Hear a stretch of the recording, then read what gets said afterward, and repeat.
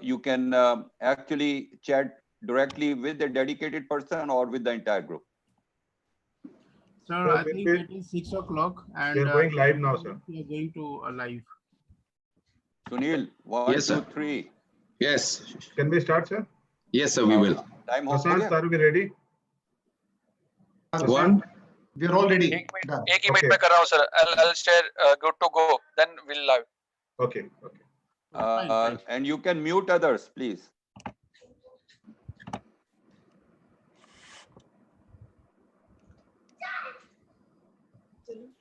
Next लगा पहली वाली तो पता है मुझे अभी रुक जाओ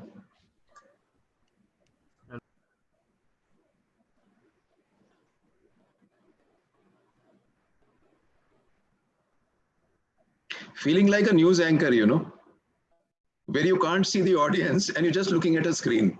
Sir, you are live now. Namaskar. Can I have the first slide, please?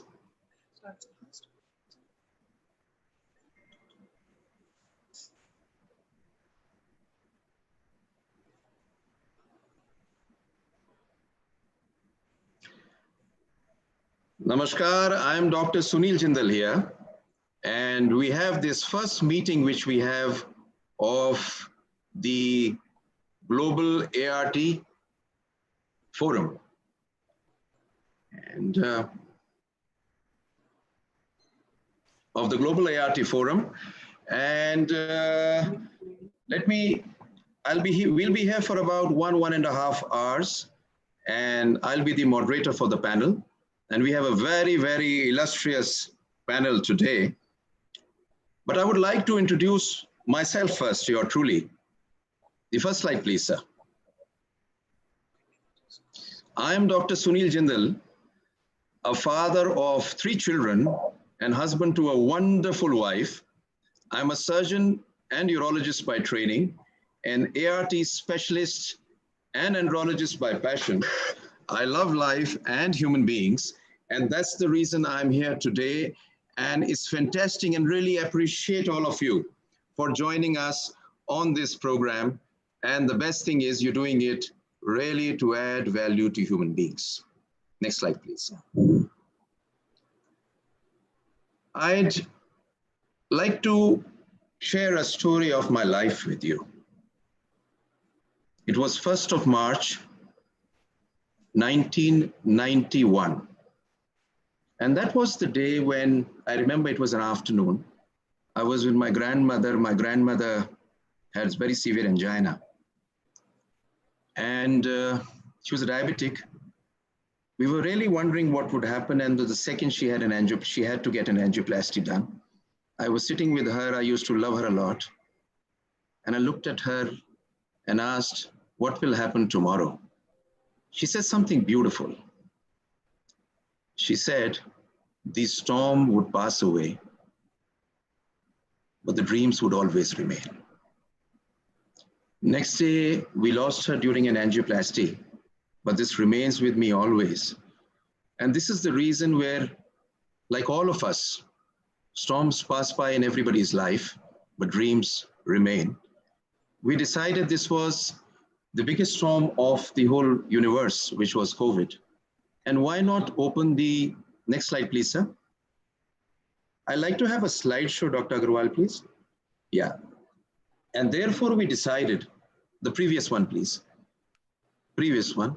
Therefore we decided to have the Global ART Forum with a mission of a free, not-for-profit, non-political platform which shares the latest knowledge embedded in science and facts with reproductive professionals, empowering them in turn to take good care of their patients, with a vision of a collaborative live educational forum of medical experts for reproductive professionals that assist them in the path of continuous learning and excellence. In fact, कुछ चीज हिंदी में कहना चाहूंगा क्योंकि वाकई में बड़ा खूबसूरत ये पूरी की पूरी चीज है जो आपसे कहूंगा कि कुछ सिखाकर यह दौर भी गुजर जाएगा, कुछ सिखाकर यह दौर भी गुजर जाएगा, फिर एक बार हर इंसान मुस्कुराएगा। मायूस ना हो मेरे दोस्त इस बुरे वक्त से, कल आज है, आज कल हो जाएगा। Next slide, please. Next slide, please. I would like to share the timeline which is there, and the timeline of the COVID is that China reported the cases of the first cluster on 31st of December. It announced the first death on 11th of January. China locked down Wuhan, and if we remembered, we thought only China could lock down a city. Scientists estimated on 27th January how quickly the virus spreads, and that was the day it was understood that quarantine and lockdown is the only way out. The first human transmission took place in Thailand in 28th of January. WHO declared on 30th of January it as a global health emergency, and that was the day that the first case of COVID was found in Kerala. Next slide, please. It's unfortunate, but the person who was the whistleblower died on 7th of February. China revealed that 1716 health workers were affected and 6 died. New cases came to light in India on the 4th of March. Corona outbreak was called a pandemic on the 11th of March, and our Prime Minister announced a 21-day lockdown on 24th of March. 2 incidents which have changed the whole history. One has been the Tablighi Jamaat religious congregation, and today it has been extended, and the extension has been further by the Prime Minister till the 3rd of May. Next slide, please.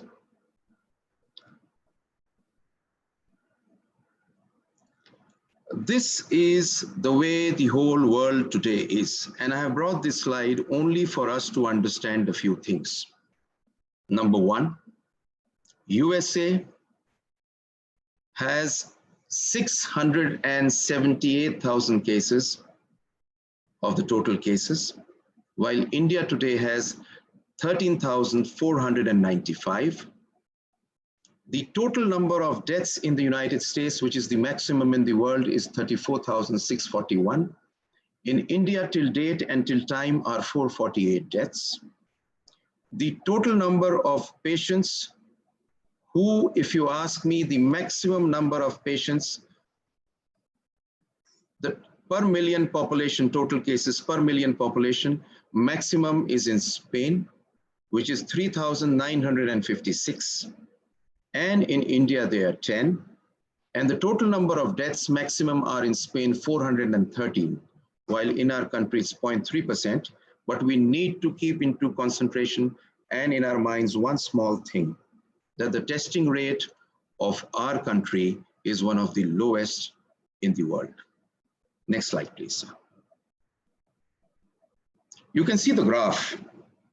The graph shows us one thing clearly, that still it's a rising trend, but from the time of lockdown, there has been no spike, which makes us to understand that the spike is not there only because of the lockdown. If the lockdown opens, we really do not know what exactly may happen, but we may have the kind of spike which we have initially. Next slide, please. Now, if we look at the total number of cases, somehow this dashboard is showing different from the previous dashboard. It's 11,201 with 437 deaths, and 1 case over here is migrated. So this is the present status in our country. Next slide, please. So I'm here to moderate the panel of one of the most illustrious people which we could have here. We have Dr. Ashok Agarwal from Cleveland Clinic, Ohio, USA. Dr. Christophe Bloquil, who is the medical director of the Center of Reproductive Medicine of the University of Brussels, Belgium.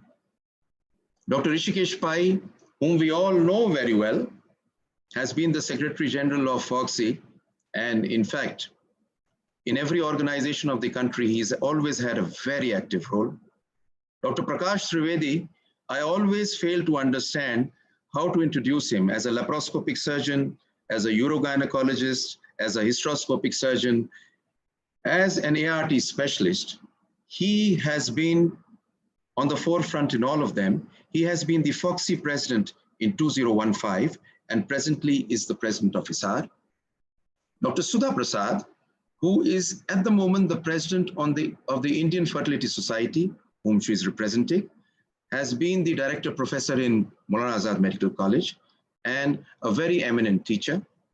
Dr. Nandita Pal Shetkar, whom all of us know so well, who was the immediate past president of FOXI and is the vice president of ISAR 2020.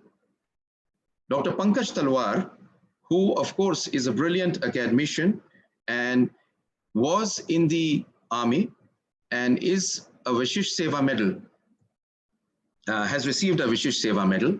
So we are here at this juncture with all the eminent panelists. Next slide, please.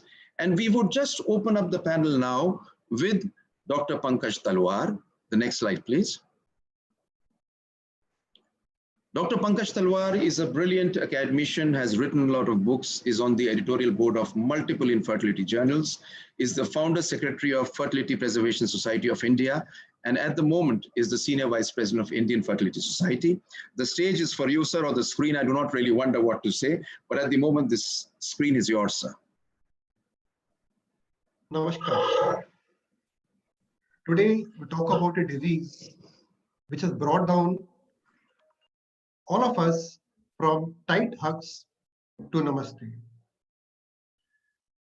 Before we move to how this pandemic is causing devastating effect on all our lives and everybody, we talk about the policies and the guidelines. I would like to talk to you all about the basic virology. What is a virus? How does it work? How does it replicate? And how does it affect all of us? Second slide, please. So we would have seen this picture multiple number of times on the internet. We would have seen it in blogs every day. On the left side, you can see a small spherical ball-like structure, which has got a large number of projections. And these are called actually papillomates. This is a cartoon picture. And you can find that the gray thing is what we call as an envelope of the virus. And on the top, we've got various proteins. They are here, we are seeing them in three colors. We see a yellow protein, we can see something pink and something bright. It's a purple magenta color. So what happens in the body? How an innate organism, which have no life of its own, it enters the body and starts multiplying and growing. On the right side, in the picture, we can see that a small virus particle probably enters the body, multiplies n number of times, and then starts transmitting and has brought the whole world to its knees. Next, please. Next slide, please. So before we move further, let's talk about the small particle which is called a virus. What is a virus? It's amazing to know that it is a non-living particle. It's got no life in its own. It cannot survive on its own. And it's always need somebody's body, somebody's organs to invade and then multiply. It is called non-living because it cannot exist purely by itself. It will always require some sort of a host to enter, penetrate, replicate, make it multiple carbon copies, which we call them as progenies, and then transmit. It is non-cellular and it is referred to as a particle, in fact, a non-living particle. The size varies from 20 to 300 nanometer. It is called a virus when it is outside the body, and when it comes in its infectious state, it is called a viron. There's a nice picture on the right side of the screen. It's an electron microscopic picture. You can see a round circular thing on which we find small papillomares going all around it. These are the proteins which come from the envelope. Down below is a very nice picture which explains the whole morphology of the virus. And as you can see, again, a round spherical thing, the orange thing which you see here is the envelope. The green thing are the proteins. They are called the spike proteins. Then it's got an E proteins, H and D factors, and then M proteins. Inside the virus, you'll find the RNA. RNA can be seen, and it has got a positive sense RNA. Next slide, please. Now coming to, again, a cartoon picture, depiction of a structure of a virus.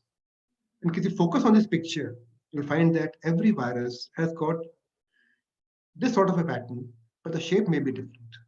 What you see here is a virus which has got an envelope. This envelope is always of bilipid membranes.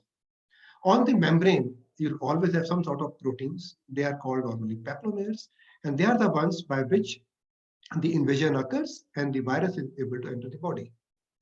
The proteins can be of multiple types, and nearly every virus has got different type of proteins which can bind to the host and then start invading and multiplying.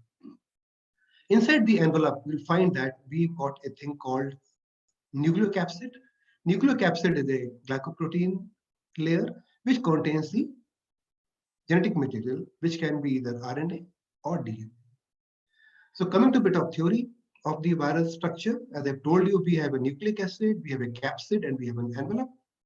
The nucleic acid of the virus is found within the capsomere or the capsid, as we have just spoken about, and it contains all the information for the virus to enter a cell, multiply, replicate, and then start transmitting. The capsid is a layer which will give shelter to the genetic material of the virus inside the virus particle, and outside we have a glycoprotein envelope. Next, please. So coming to the coronavirus structure, how does it look like, and what makes it a deadly virus, which has brought all of us together today to talk about it? It is an envelope virus. We just spoke about it, and it has got a positive sense single-stranded RNA genome, and it has got a nucleocapsid of a helical symmetry. The genetic material is so small, barely 25 to 26 or 32 kilobases, but it's one of the largest among all RNA viruses. It has got club-shaped spikes on the surface of the envelope, which in the electron microscope creates an image reminiscent of the solar corona. So we call it a coronavirus. The diameter of the virus in all is around 80 plus 20 nanometer, around 100 nanometer. Next slide, please. So how does it enter the body, replicate, and transmit? This is very important for us to understand that this virus will start infecting when the viral spikes or the proteins on the envelope, they attach with the complementary host cellular membrane. About coronavirus, it's very well known that the S protein on the virus, the spike protein on the virus envelope will attach with the receptor, and in this particular case, the receptor is ACE2 receptors. As far as we know, the human gametes and the embryos don't have ACE2 receptors, but recently we are finding some scanty reports coming that may be present there. Next slide, please. So how does it replicate and transmit? There are primarily few 5 or 6 steps.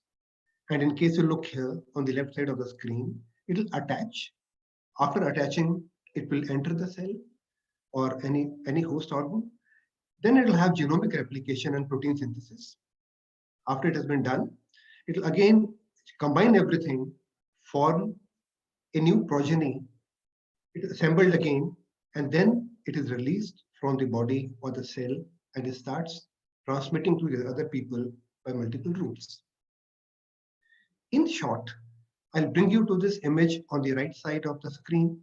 You'll find a coronavirus which has got a single-stranded positive sense RNA and spike proteins on the top. It'll come and attach with the receptor on the cell membrane of the host.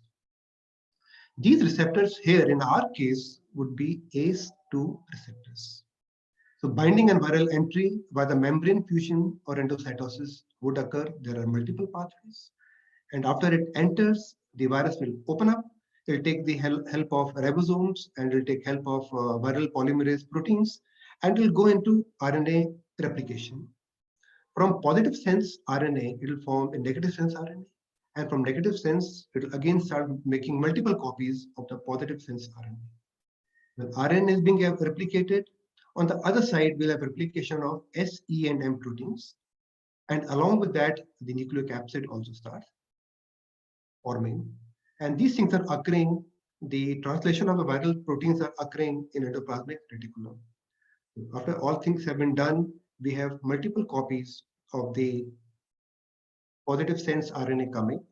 We have nucleocapsid being formed, and we have these proteins S, M, N coming together. They all join up again. It's a beauty how it replicates. From a dead particle, it wakes up again, make multiple copies, and it finally matures inside the Golgi apparatus, the intermediate compartment. And then it goes out to the process of exocytosis. It entered the body by endocytosis. A dead innate particle, it entered the body, and within no time, it forms millions of copies of itself and goes out by exocytosis. That's called the release phenomena. And then it takes over and starts infecting everybody around. Next slide, please. Thank you. I've ended, sir. Thank you very much, Dr. Talwar.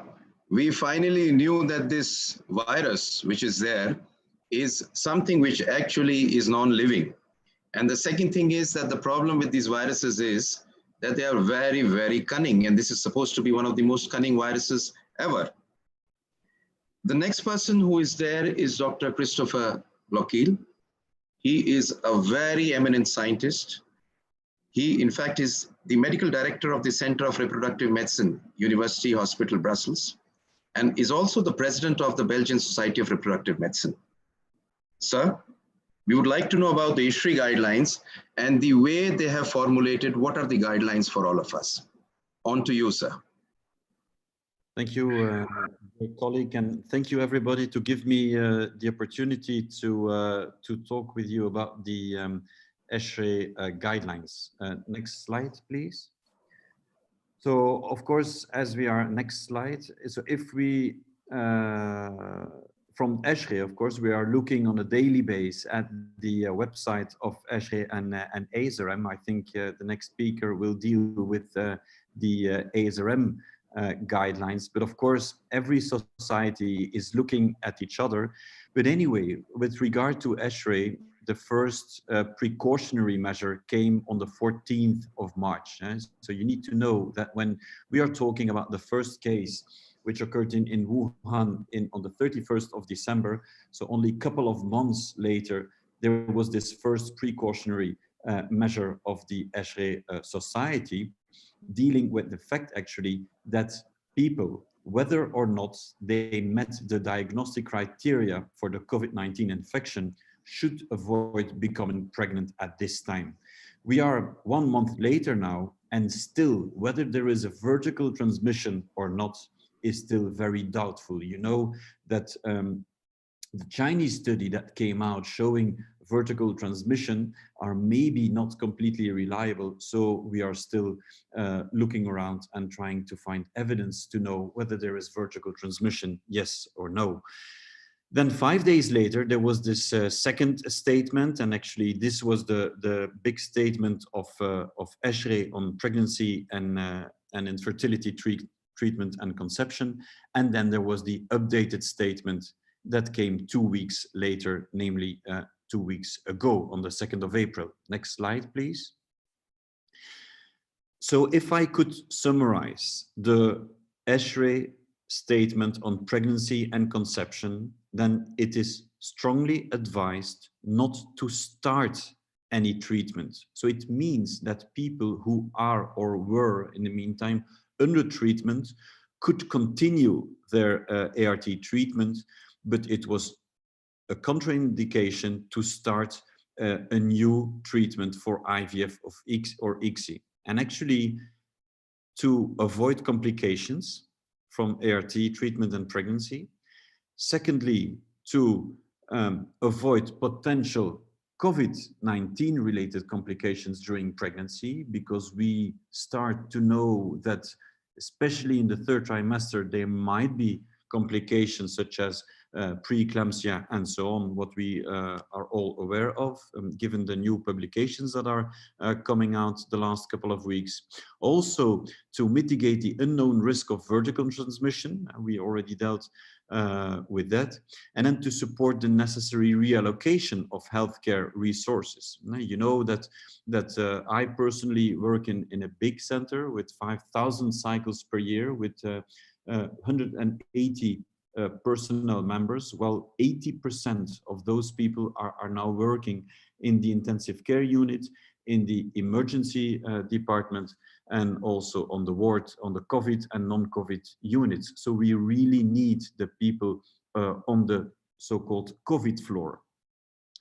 Then another reason was to observe the current recommendations of social distancing.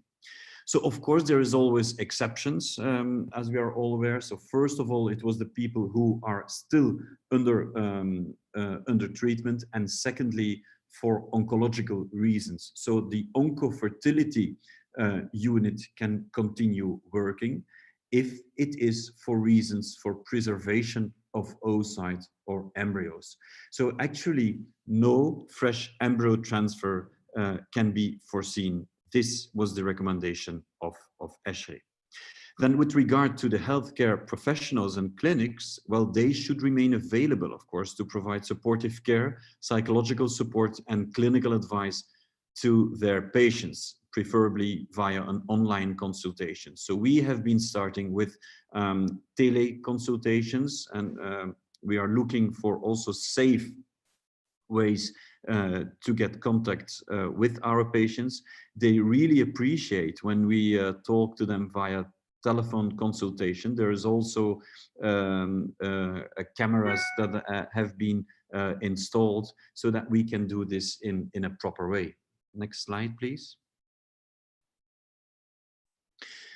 Also important to know is that recently an ESHRE COVID-19 working group has been established with Anna Vega, for example, as a coordinator, Kersti Lundin, and other people involved in the ESHRE community, and they will give us updates on ESHRE guidance. They will give us substance for quick and accurate responses to questions that we professionals have, but also patients, and they are also available to answer press questions.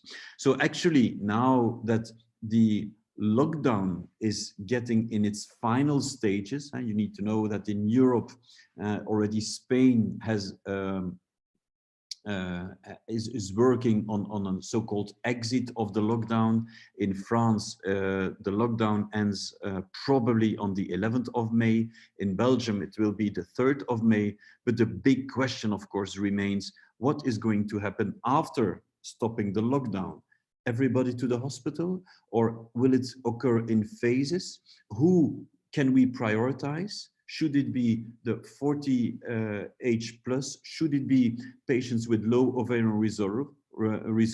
Should we work with other tools to prioritize people to come into the clinic? Probably it will be this, that we are gradually increasing the possibility of having non-emergent cases, non-emergent consultations, and then starting the oocyte retrievals. Whether we will be starting with a fresh transfer with insemination procedure, that still remains an open question. So we do not know when we will restart. And this was it. Thank you so much. Next slide, please. Thank you so much. Next slide, please, sir. And now I'd like to welcome Dr. Ashok Agarwal, who actually needs no introduction, because apart from being a brilliant scientist, he is not only at the moment heading the American Center of Reproductive Medicine at Cleveland Clinic, Ohio. He's also a professor of urology at the Lerner College of Medicine at the Case Western University. Apart from that, he is a brilliant academician who has been ranked by Scopus as the #1 author in the world in the field of male infertility, andrology, and human assisted reproduction, and is currently the editor of more than 40 medical textbooks, manuals. Dr. Ashok, the stage is yours. We'd really like to know what the ASRM says that the way it should be followed.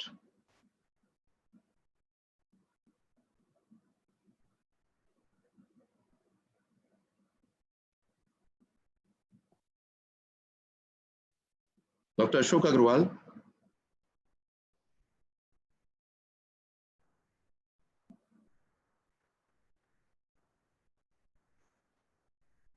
Ashok, you have to unmute Ashok. Unmute.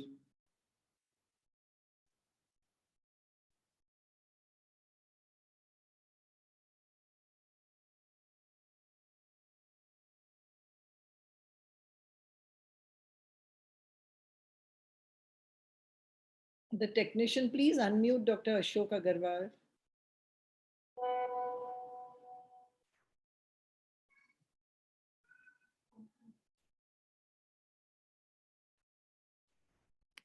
हो गया. Let me come back to my presentation. Just a second. Sorry.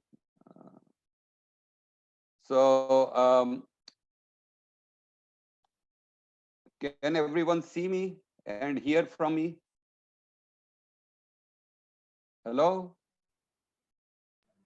Yes, it's very clear. Yes, we can see you.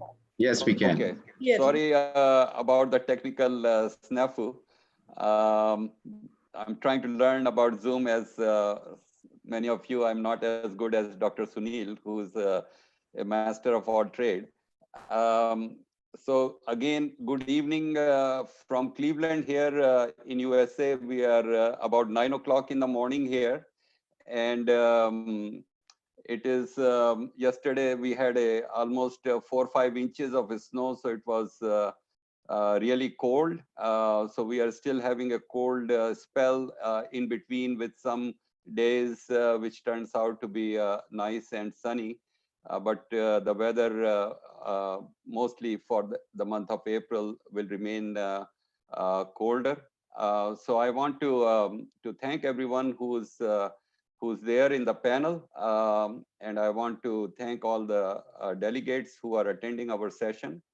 So I want to discuss about, after Dr. Christoph Blockheel's presentation about the guidelines from the European Society for Human Reproduction and Embryology, the guidelines that were introduced by the American Society for Reproductive Medicine. I'm not the one who made these guidelines, but I will be trying to explain or summarize these guidelines, which have been made available by the society to its membership all over the world. And they are available on the website of the ASRM called asrm.org.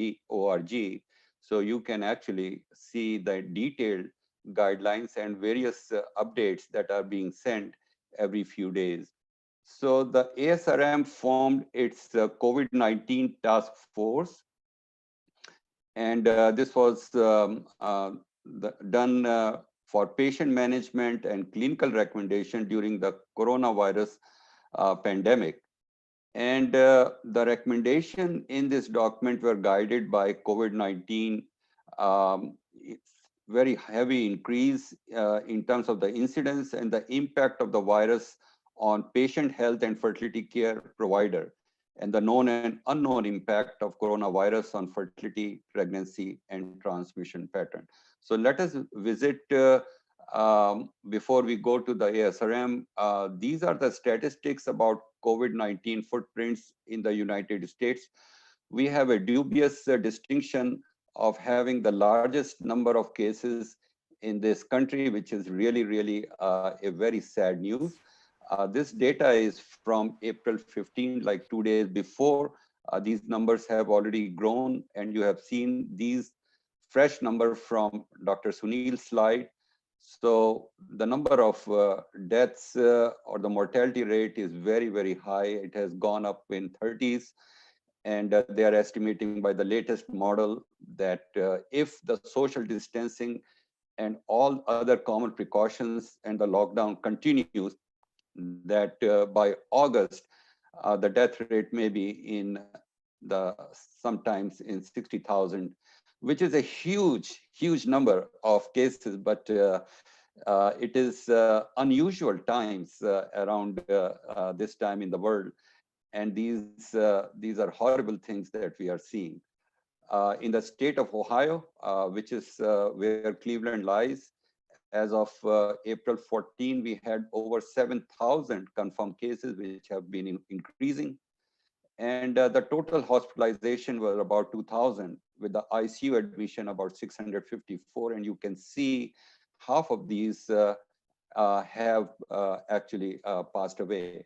So the mortality with this virus really is very high. And what we are learning, and you are all listening to it, is if a person has certain kind of comorbid conditions, some risk factors, then their chances of surviving once they actually go into ICU or go onto the ventilator is less than 30 or 40%. So almost they are saying between 50 to 80% of the people who go on the ventilator will not survive. So it is extremely scary. We have been working in the institution, but also some of us were given the chance to work from home and continue our work. So let us discuss the key recommendation by the American Society for Reproductive Medicine. And these are not very different than what we heard from Dr. Christopher. So again, suspend the initiation of new treatment cycles, cancel all embryo transfer, whether fresh or frozen, take care of the patient who are currently already in cycle and require urgent stimulation and cryopreservation, suspend all elective surgeries and non-urgent diagnostic procedures, and minimize any kind of personal interaction and increase the utilization of telehealth. So a lot of people who had no concept of Zoom or these types of video calls are learning very quickly about the virtual way of contacting and talking to the patient and trying to reach them and discussing about their condition. In terms of the risk mitigation and social distancing, when there is an urgent procedure, minimize the time the patient is waiting in the reception or waiting room. Of course, the use of telehealth for maintaining a contact with your patients, and comply with all your health authority recommendations. In terms of continuation of care, should be considered and individualized for patients who have already initiated the medication. And certainly that probably has already been done in some of the cases in the early part of the lockdown. Treatment should be limited to single cycle. These things are not so relevant now, because since we are now almost several weeks or almost 5 weeks or 6 weeks into the lockdown in some places, patients who were planning to proceed with oocyte retrieval should be counseled. We should also counsel the patients on the fact that risk of infection for pregnant women who develop COVID-19 are still unknown. This is very important. The data, especially from China, is coming in, and they are trying to publish a lot of scientific studies. And I think we are all learning in real time many of the data that is coming in and being published in Western journal. But still, that information is new. in terms of management of laboratories, IVF labs, and andrology, um, the patient samples that are coming, they should all be considered as infected, whether they are from the patients who have an infection or not. Universal precautions should be used because that is really irrelevant whether they are from COVID-19 or whether they are from HIV or hepatitis. All surfaces should be decontaminated. Tissue storage is an area where it is very much recommended that the patient samples from coronavirus should be tested and kept sequestered in separate tanks considered as infectious. So all in all, I think if you look at the guidelines from the American Society for Reproductive Medicine, which is continuously updating and informing its member. I receive virtually every 2 days or every day some kind of notification from the society. So they are very active, just like many other societies, in trying to update its member, providing them the best science and information that they can. But the truth of the matter is that we really don't know a whole lot of things about this virus. And, and I think until unless there is an effective way to screen the patient by testing a large number of people, because a lot of virus transmission is occurring in asymptomatic patients as well. And following all the guidelines, for example, of social distancing, as well as taking proper precautions, we are not going to be able to open the hospital or the clinical practice at the end of the lockdown. It will be a very gradual, careful way that the practices can be opened, and it will be a new world. So we are going to ponder upon it later on. But I want to thank you all again for listening to me. Thank you, Sunil. I'm done. Thank you very much, Dr. Agarwal. It really was enlightening, and you'll be very happy to know that we have 922 people joined in. It started with 633, now we are 922. So people are not leaving, people are joining in, which is fantastic. And Dr. Agarwal, you were sharing with me that there is a new study which is there to be published from Wuhan, infertility, sterility, which you probably told me you will tell us at the end, something like Yes. that. Yeah, I just thank you very much, Sunil. I think yesterday I got hands on a new article, which is in a preprint of a publication coming out in Fertility and Sterility. And I read through it in the night and made few slides. So I want to keep it towards the end, so that will be the way that we can keep everybody listening to all our speakers, and we will share that information at the very end. So thank you very much. Yes, I have that slides. And now, of course, we have who else but Dr. Prakash Trivedi, who is at the moment the president of ISAR, has been the president of FOXI in 2015, is the president of IAG, was the president of IAG in 2013. He is a pioneer hysteroscopic laparoscopic surgeon and ART specialist. Dr. Trivedi, the screen is yours. Would love to listen about the way ISAR has planned everything in the future. Dr. Trivedi, please. Dr. Trivedi, please unmute. Thank you very much, Sunil. Dr. Agarwal, I hope you can hear me. Yes. Yeah. It's an important day when ASRM, ASHRI, ISAR, IFS, then intellectual friends are interacting on this issue. Can I have the first slide, the next one? Now it's very interesting, I became the president of ISAR on 6th March, and everything was fine till we get back, and then 11th, 12th March onwards, everything started, to concise. And sometimes I truly feel that my theme of the year was advanced infertility management at the doorsteps. And I, in fact, told that people should be more with patients, should remain at home rather than conferencing. But I didn't mean that we should be locked down. And in COVID, we have the first phase, which is the phase of fear. Now we all are in the learning phase.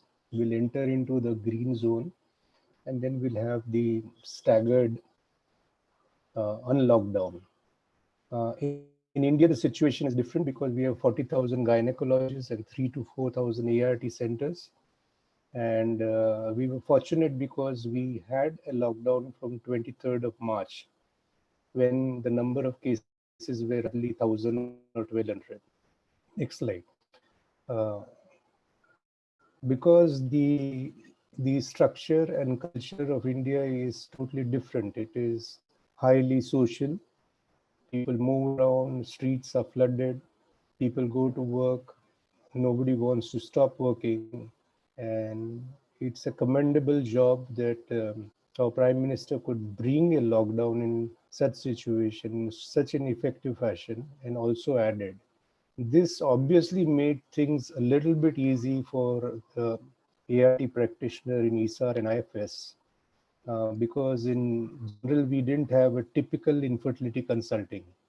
And unlike Europe and America, a lot of ART practitioners in India do endoscopy. There are lots who also have obstetrics and other things. So there is, if something gets positive in an institute, all the services gets locked down. Social distancing was an issue, but implementation was good, and people learned how to remain at home and work from home. In fact, we all started getting used to how to view life in a different perspective. Though the sperm, according to JAMA, may not have the virus, but IUI, IVF treatment were stopped. Only those which were ongoing, again there it was like a pickup is done and all the embryos are frozen, and nothing was done to avoid the possible complications in general about ART. Or suppose if they become pregnant during this phase, and there's a lot of concern about virus causing morbidity to the pregnant mother. Obviously, vertical transmission till recently, wherein there's some demonstration, but as Christopher rightly mentioned, of the 48 patients which delivered in China, there was no vertical transmission which was noted. A lot of hospitals have to reallocate their healthcare, which means that an ART center or a hospital, whether in Mumbai or in Delhi, may be asked to give the beds for COVID patient. At present, we are around 500 people who have passed away. But if it flares up, because we are 1 month behind America, once it flares away, the number of beds which may be needed, it may be so exponential. And the healthcare situation in India, though administration is strong, doctors are fantastic, but healthcare situation is not ready to take up a very big challenge. Next slide. So few situations wherein there was no option, wherein there's a patient who has an oncological problem and you have to proceed. Few of those patients went ahead, and the gametes and the embryos and the tissues were cryopreserved. Any patient who had suspicious of symptoms or there was COVID positive, and large number of these patients were the patients who had traveled a lot. A very surprise package we had, that though we had the annual conference between 6th to 8th of March with 2,500 people attending from all over the world. Luckily, most of the people went scot-free, but you cannot be lucky every time. So we want to avoid viral contamination of any infected patient or any professional within the lab, or any doctor or any lab person handling the gametes and the embryo. We have to have repeated washing so that you can dilute the possible effect We are aware that the sperm doesn't get, the oocyte doesn't get. Embryo till now, it was known that it should not be a problem, but there are receptors which have been noticed inside the zona pellucida. There are some papers which are coming. So we have to be careful that we only do essential and necessary during the lockdown and during the extended lockdown, and maybe we wait up till 4th May and see what the law of the land permits to us. Next slide. Obviously, we are overburdened with WhatsApp call, WhatsApp consultation, and almost everything is taken for granted. Through telemedicine, this has been simplified because it has become more organized, wherein you can interact with patient, irrespective of the fact that medicine and the telecommunication has advanced so much. This is the time you realize that suppose if there's an obstetric patient, even if you're on telemedicine, you can't do any clinical examination, you can't do sonography. So telemedicine is only to reduce the contact spread with patient and the community. And at least in India, a patient doesn't come alone, it comes with 3 other people who might have moved anywhere. So all infertility treatment are postponed. Counseling is very important because people are worried if they have low AMH, if their age is advanced, if their treatment, when it will start, because there is no rosy picture up till now that when the clampdown effect will change. A lot of people are worried about the economic impact because a lot of industries and all the funds which will be needed for this treatment, a lot of persons are worried because none of the infertility treatment is by any government agency or an insurance. Diagnostic procedures, whether it is laparoscopy surgery or elective surgery, is not performed. And the only thing which goes is, for example, a cesarean section, which you cannot wait, or an ectopic pregnancy, which is having definite hemoperitoneum. Good clinical and lab practice is strongly recommended, and we have to follow because number of lab people reaching to the lab itself are limited. So you have to see that all those people who are active and working, their duties are arranged in such a way that they remain without causing any problem. Next slide. Staff becomes very important because the more sincere and the loyal staff which is, they are also surrounded by people. So sometimes we had, in fact, one of the nursing staff in their area, there was some COVID positive. So we voluntarily told her that she can remain at home. And so we have to be very careful with the embryologists because movement of ambulatory embryologists is restricted, lab technicians is restricted.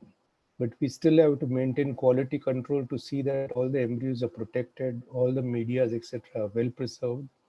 Duties are kept in rotation. Quarantine of the staff is needed. Prophylaxis, chemoprophylaxis in patients who had exposure or had symptoms. If the test is showing some positive, then it may be considered. PPE, of course, it's needed when you are handling a surgical procedure. And frequent sanitizers, use of sanitizer, hand washing, and compulsory.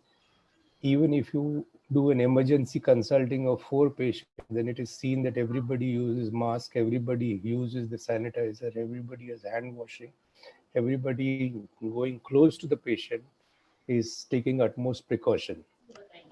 Maintenance of psychological health, mental and emotional, is very much necessary. And more important, it's needed to refer a patient when it is needed. And this reference has to be followed that the person has reached to the adequate place. Next slide, please.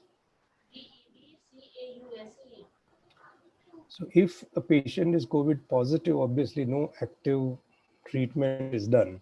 Obviously the treatment of various types starting from hydroxy, chloroquine, there are many other drugs which are discussed, azithromycin and so on and so forth, which falls under the purview of just physicians.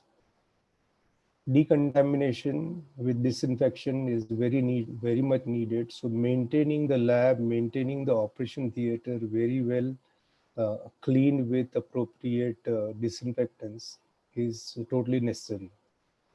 In OTs where cesarean and other things are performed, fumigation is accepted, whereas in an IVF OT, it has to be a clear disinfectant procedure rather than anything else. Any tissue which is there is stored in a separate can. Though COVID doesn't spread like HIV and HBsAg through blood or sexual contact or transplacental, universal protection, as Dr. Agrawal mentioned, has to be maintained. Psychological health is not necessarily maintained of patient. It is also maintained of the medical faculties you have, of the nursing staff you have, of the lab people you have. And some larger unit do have counseling or teleconsultations amongst the doctors and amongst the staff also, which can maintain the distance. And there's one paper which showed that virus can travel up to 27 feet in air and can still remain. So there are a lot of new things which can pour, but we have to remember that we may lose a small battle, but we may win the war finally. And we don't depend on sprints as an opinion, because we are actually fighting and running for a marathon. Next slide. And thank you very much, sir. Yeah. Thank you very much, sir, for the guidelines. And next we have Dr. Sudha Prasad, who is the president of the Indian Fertility Society. And the stage is yours, ma'am. And I would like you to just check your voice once. Could you please speak into the mic? Dr. Sudha, please Dr. Sudha, unmute your microphone. Please unmute your microphone, please. Thank you. Thank you, Sunil. Can you hear me? Yes, it's loud and clear. Okay, thank you. So thank you for giving me the chance to speak among this eminent panelist. I am from the Indian Fertility Society, and I bring the greetings from IFS. We have integrated IVF specialists all over the country and 27 state chapters. So you can imagine these specialists, how many patients are be looked after by these specialists. So due to this corona, actually all IVF specialists were in dilemma how to proceed, because the patient's anxiety and the morbidity caused by this, by the fear of corona was there among the paramedical and the medical staff. So this is the reason the IFS has taken over, and after seeing the situation of morbidity and the mortality of the this condition, which was really in a volume, so we have taken out the recommendation for our clinical staff, for the patients, and for the lab, how to deal with, and we are here to give you the recommendation from the Infertility Society. Thank you. Next slide, please. Next, please. So for the clinical setup, we had the recommendation that the new cycles of even IUI, including IVF, fresh or frozen embryo transfer, should not be done, because we exactly do not know what will be the effect of this COVID-19 on early pregnancy if they have the successful implantation. And only the urgent cycle initiated was the onco patients of the fertility preservation of these includes the gamete, embryo transfer, embryos, and the ovarian tissue cryopreservation for this cancer patient if they are going through some chemotherapy later. In this condition, I just want to tell you the decreased ovarian reserve was not made it urgent, because we got so much of pressure that see, my AMH is low, but this was not at all urgent situation to make during this period. We should start the cycle. And if it is already initiated, the self cycle or the donor cycle, it was completed during this period because already we are more than 5 weeks. So it was completed and all the oocyte or embryos were frozen in a separate tank. So all elective surgery, like a major surgery, were stopped. The laparoscopic route of the surgery were also suspended because we do not know the aerosol transfer will be there. We can get COVID infection and it can make more and more morbid condition of that patient. We started doing the teleconsultation on email and the WhatsApp. Of course, this is very, very difficult when the eye-to-eye movement is not there. The patient were not very much satisfied. But yes, they were knowing their situation is like this. And our patient I have found out from our specialist that they were very much concerned and they are quite making okay by their teleconsultation. Next, please. Next slide, please. Can I have the next slide? Yeah. Next recommendation we have made for the embryology lab. For any ongoing cycle, there should be a very strict protocols should be kept. The lab should be cleaned with the intensive disinfection. All cryopreserved specimens should have the separate cryo tank because we exactly do not know whether it will transfer if we will keep in the same tank because still it is in the learning phase. We exactly do not know what will be the situation. Intensive washing of the gamete and embryos is mandatory if it is done during this period. It has a many labs, so there should not be any transportation of embryos or gamete between the clinics during this period. They have kept the strict written protocol to maintain the cryostored gamete and the embryos, including the liquid nitrogen levels. So liquid nitrogen, from where it is coming, how it is putting, this is also one question mark. But yes, there should be a clear-cut written protocol for the paramedics to maintain this cryo-stored gametes. Next, please. Next slide. There was the recommendation for the staff who all are working in the clinic. They have to use the mask, head cover, gloves, even in OPD. And if the follicular monitoring is done, they should wear the gloves and there should be little distance. The hand washing with the soap and water is must. People started for the sanitizer and the sanitizer became out of market. But simple washing with the soap and the water is more than enough if the sanitizers are not available. It should be done before and after touching to the patient. Of course, the social distancing of 1 meter was recommended by everybody. We should try to make that. And we have started doing the shift duty between the doctors, between the embryologist, and the paramedic staff nurses and the Safai Karamchari who all were working there. So it was done in a shift wise. So everybody is not coming at a time. Infected patient, of course, if it is COVID positive, it should be kept away. It should be quarantined either in the hospital or in the self-quarantine at home. The ICMR here has taken the prophylaxis of hydrochloroquine can be given, but it is just a prophylaxis. We should not forget that you have taken the hydrochloroquine, so you should start walking, you should start doing their own job as before. No, you have to maintain all the parameters which was recommended, and it has to be prophylaxis can be taken during this period. Next slide, please.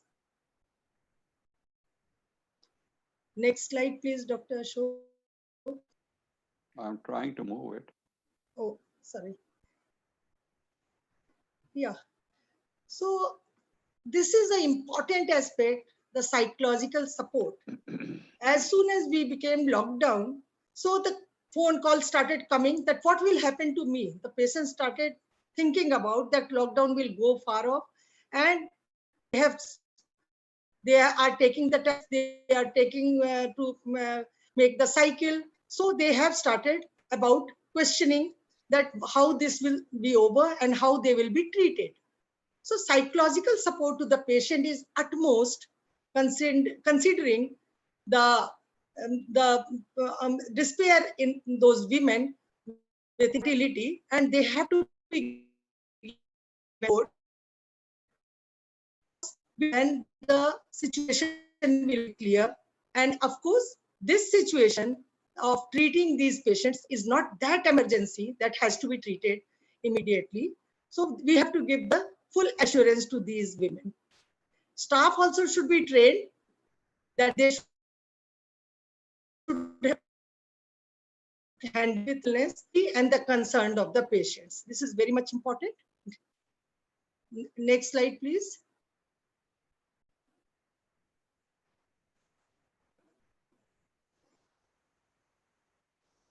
I can conclude here the available evidence, the ASHRAE and the SRM has given a very beautiful recommendation, but still it's not that robust. And based on the small case series, Indian Fertility Society is watchful for the situation, which is very dynamic and changing very fast. So we have to be very careful about the situation, and when we will open up on the 4th of May, we do not know what all will happen. So we are absolutely watchful, and we will be regularly assessing and updating our recommendation. This is from Indian Fertility Society. Thank you. Thank you very much, ma'am. In fact, we really do not know whether we'll open up on the 4th of May, because it's a very big question in front of us. And another thing is how we will open up, what we would do. It still is something we really do not know much about. Dr. Nandita, I think people were waiting for you. We are 970 people. At the moment when we started, we were 600. 600 people were there to listen to me. But the moment you have started coming over, it's become 970 people. This is fantastic. Dr. Nandita has been the president, the immediate past pregnancy of Foxy. There's so many things, my gosh, she's done, orations, awards, chapters. I just wonder where to begin. But I think the best would be, we begin from your voice, ma'am. It's up to you now. Thank you, Sunil. Thank you. First of all, it's a real pleasure to be on this Global ART Forum. I think I should thank Intas for actually thinking of the concept and getting together Ashok, Sunil, and Rishikesh. Thank you very much. So today, can I have my next slide, please, Dr. Agarwal? Yeah, I will be speaking about the guidelines of Foxy. You know, I'm probably one of the few IVF specialists who has a passion for IVF and also a passion for obstetrics. And there are a lot of patients of mine who were pregnant and who came up with a lot of questions, you know. I must give you an example of one of my friend's daughter who had done IVF in Bombay and then landed up in America, and she had to go to work. She was a frontliner and she turned out to be positive.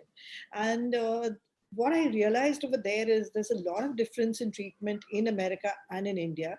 And I'm going to give you what our guidelines say so. Yeah. So, you know, Foxy formed a group of gynecologists, the KOLs, and we released these guidelines on 28th of March. And there was a lot of thought process which went into it. A lot of people contributed. And I think they're really beautiful that if a patient is pregnant and with COVID, what should we do? So first thing that is important is social distancing. You know, and I just want to tell you that we need to look at this very, you know, there's a lot of depression there's a lot of fear about what will happen, life, economics, etc., etc. So we have to talk to our patients very positively and give them a lot of confidence. And I think the first thing is to try not to spread the disease. So what has Foxy come up with? Social distancing is the single most thing that can help in halting the disease. And do the five. I think that is very, very nice to tell our pregnant patients: stay at home, hand hygiene, respiratory hygiene, avoid touching the face, and keeping distance. I think this is, yes.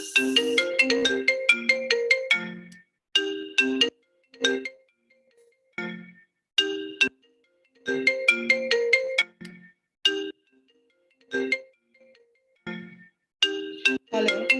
I don't know why this is ringing. Okay, sorry. Sorry about that. I think it was a Skype call from somebody. So do the five. And I think this is very important to inform all our girls, because especially staying at home, I was asked this question: what if I'm in an essential commodity job? Then please go, but maintain these other things. I think you at this point of the lockdown, the essential commodities, you have to go to work. Secondly, the precautions for the healthcare workers. You know, we heard a lot of speakers, in fact, Christopher Blockhill, and who told us, and I think Pankaj also mentioned, that number of healthcare workers which are affected are very high. So we've got a lot of instructions for them also. So they are at high risk. Precautions are necessary to protect themselves. And also, you know, we come in contact with patients who may be COVID negative. So we have to prevent the spread. So basically, distancing, personal protective equipment, um, covering of all the surfaces, especially of the hands and face, is very, very vital. And the proper technique also. If you're handling COVID positive patients, I think you need to know the technique of donning and doffing your PPEs. And chemoprophylaxis. In India, the Ministry of Health and Family Welfare and the ICMR has laid out guidelines that all the healthcare workers who are in the front line should have a prophylaxis to with hydroxychloroquine. The only problem is, like, I was talking to somebody today, and a group of hospitals has said, no, we don't need to take it. So there's a lot of controversy. In fact, the WHO also is not very sure whether it should be taken. But in India, as of now, we are following these guidelines given to us by the Ministry of Health and Family Welfare. Yeah, Dr. Agarwal, can I have the next slide? Yeah. So the clinical presentation is most of the women will have mild symptoms and a similar course to the adults. A history of travel, contact, or respiratory system should be elicited at every clinical interaction. And you know, since 28th of March, when it was released, now we know that 30% of the patients will actually be asymptomatic. So we have to really, you know, do it universally. Think that every patient is infected and treat her accordingly. Testing for COVID-19 in pregnancy, the FOXI says that we follow the guidelines given by our government. That is, testing only if there is a history, of travel, contact, or being a healthcare worker, or you require hospitalization because of the symptoms. But nowadays, in a lot of cities like Bombay, where I practice, I'm doing the RT-PCR test for all my pregnant patients. So it's available in a few cities now that you can just do the test. The other thing is the rapid testing is not yet available, but once it becomes available, I think we will need to, use it in our practice. Can I have the next slide? Yeah, just a second.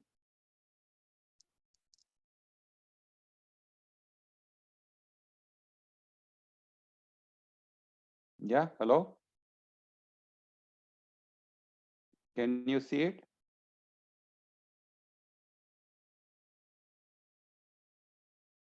Sunil?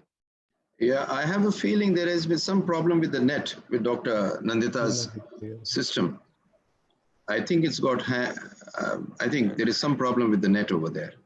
Or it may be muted. No, it's not muted. No, it's not muted. Even you can't see her. One minute, I'll just find out whether she's has any issue. I'll just hold on for a moment. Okay. And so you're getting disconnected when you're changing the slide. That's what she's saying. That every time the slide is changed, it gets disconnected. So what do you want?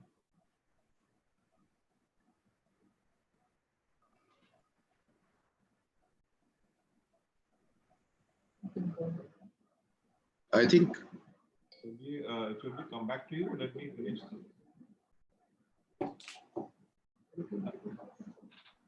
She's trying to connect again.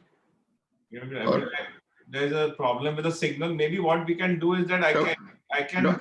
Yes, Dr. Rishikesh, if you could continue with this, please. Yeah, I think I can continue the slides and then come back to her. Right. To the British slide. Then by the time she dials in, we can have her few slides. Yeah. Correct. That's a good So idea. can you go to the British guidelines? Okay. I think madam is connecting now. Okay, just see. Sorry. Okay. She, I'm back. Are you back? you are Okay. back. I'm back. Sorry. I think We were on this slide, I think. This one? Yeah, this test I've already spoken about. Let's go to the next slide. Next slide, please. Notification of the cases is really mandatory in our country. So if, like, as I was telling you, my friend's daughter in USA, she just stayed at home and she didn't take any treatment and she recovered from COVID, though she tested positive. But in India, it's very necessary. We need to quarantine them, and as per, depending of whatever is there for the general population. Effects on the mother and fetus are very, very important. The studies have so far have shown that there is absolutely no vertical transmission between mother and child. But let me tell you here, there was a publication on 26 January, which actually says a 29-year-old who delivered, she was tested positive on 2nd February and delivered on 22nd February. Her baby, 2 hours after delivery, had IgM in the cord blood. So they're wondering how, because the IgM takes 3 to 5 days to come in the blood.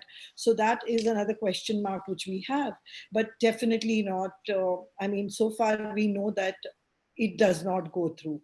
Then I think arrangements have to be done, and I'm very happy to tell you that Foxy's guidelines have been taken up by the different governments of the various states, and we are having separate labor rooms for COVID positive patients. Next slide.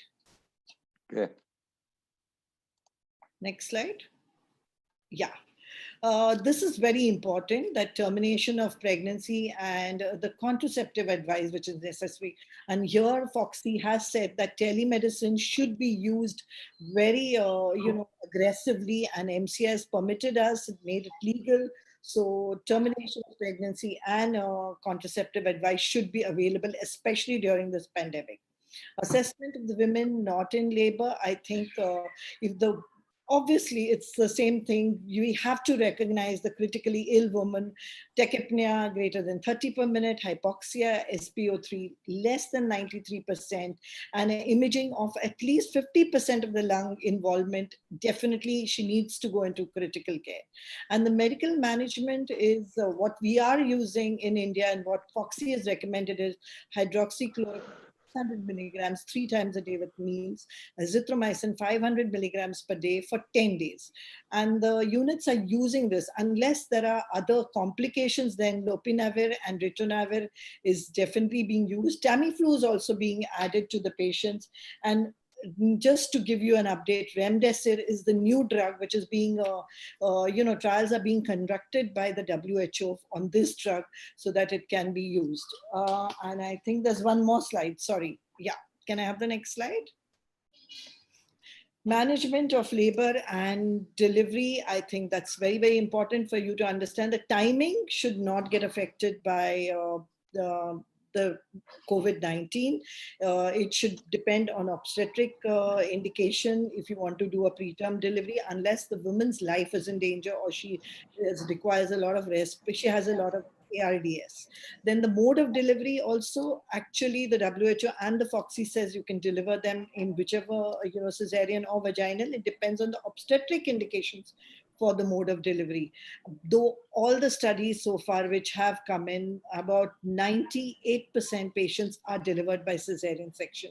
Labor analgesia and anesthesia, there is no question, regional anesthesia is the drug of choice. But in case it fails, you need general anesthesia. You have to take really specialized care because aerosol spread can be a big deal. Neonatal care, very important to remember that at present, Foxy says that if the patient is positive, you can still breastfeed with good hygiene practices. And some of the people say that we should not do it. Next, the last slide, please, Dr. Agarwal. Oh, I think that was the last slide. that was the last slide. So I think overall, we must remember that not only in IVF, we get them pregnant also. So our patients are going to ask these questions, and we need to really remember what to do. And I think telemedicine will really play an important role. So thank you, and over to you, Rishikesh. Thank you very much, Dr. Nandita. Now we have Dr. Rishikesh Pai. I don't know where to begin from and where to end. But the only thing I know is he's been the past Secretary General, Vice President, Deputy Secretary General, Treasurer, Chairman, everything of Foxy. The only thing he has not become deliberately is the President of Foxy. And this is interesting, which only he knows why he did not do so. Everything is there. And apart from being a professor, a teacher, a writer, everything, he's a great person. So Dr. Rishikesh, on to you for the presentation of the British guidelines. Thank you very much. We don't have much time, so I'll quickly wrap it up. I would like to thank all of you and Durga, who is silently listening to us, and Intas for their educational support. This is a summary of the British society. Actually, it's just the Brexit has made it different. Otherwise, they would have been along with the H3 in the same recommendation. So, can I have the next slide, please? So, if you look at the first recommendation, what they have recommended, pregnancy should be avoided in women who display symptoms of COVID-19. And patients who are in the stimulation phase of this treatment but have not started the can receive the trigger but should be advised treatment cancellation. So if they have not started the full treatment, they can go for a cancellation. This has already occurred. So most people, like even our group, we cancelled nearly 100 OM pickups in the last month of that is just the previous month. Patients who have received HCG or GnRH agonist trigger may proceed to egg collection and freeze-all strategy, which is obvious. Embryos and eggs can be frozen. And patients who develop symptoms after oocyte collection should not have an embryo transfer. You should defer it. You should freeze the embryos again. Embryo transfer or intrauterine insemination should not be carried out in women with suspected or diagnosed COVID-19. So at this stage, I would just like to mention that symptomatology is a big problem, and nearly 30% of patients are asymptomatic. And this is the biggest problem, because at that time when they are asymptomatic, they can transmit the infection. So this has influenced all the recommendations, the present ones and probably the future ones. Coming to the stopping of the treatment programs, UK epidemic is now proceeding. All centers will stop initiating new fertility treatments, including IVF and all the allied things like endoscopy, etc. When such a decision is made, it is reasonable for clinics to complete treatment. As I have already told you, that the clinics have almost completed all the treatment. I think none of the clinics are actively operating at present in UK. However, clinics should be mindful both of their duty to minimize spread and impact of any complications on the NHS. Moderate or severe hyperstimulation syndrome especially should be avoided by giving GnRH agonist trigger and freeze-all. See, basically the whole worry was that if there is a complication, it will burden the system. The whole resources are being directed to support the COVID patient, and they don't want any other patients trying to take away the resources because of the high mortality rate, as Dr. Ashok Agarwal and many people have mentioned. Nearly 50% mortality is there on the ventilator. Next slide, please. If you look at fertility preservation, only those patients, so emergency fertility preservation can be done, emergency sperm or oocyte or embryo storage for cancer, only for, because these patients are also compromised, and if there is a concomitant COVID infection or an infection sets in while you're doing the procedure, that can also create a setback. So it should be borne in mind that this patient may be immunocompromised, and the decision making should be shared along with the patient oncologist and fertility specialist. Fertility preservation should only be carried out in patients who remain well during treatment, and provided sufficient resources are available to do this safely. Local arrangements will be needed to allow these procedures to take place. Next slide, please. If you look at the support and communication, clinics should be aware of the potential emotional impact of the treatment. Measures should be put in place to keep patients informed out of the changes in service. All members of the clinical team have a role to play in supporting patients. Psychological support is very important. It is recommended that usual facilities for answering phone call queries be enhanced to account for an increased demand around short notice changes in service provision. And clinical websites have, just like in India, a lot of people are resorting to communication through apps and website. Next slide. Is there staffing? This is, I think, the last one of the centers should work to identify the minimum number of staff. And Dr. Sudha also said that the staffing is very important and that are necessary to maintain urgent services such as fertility preservation for oncology. Even freezing liquid nitrogen, topping up of the containers is very important in this area.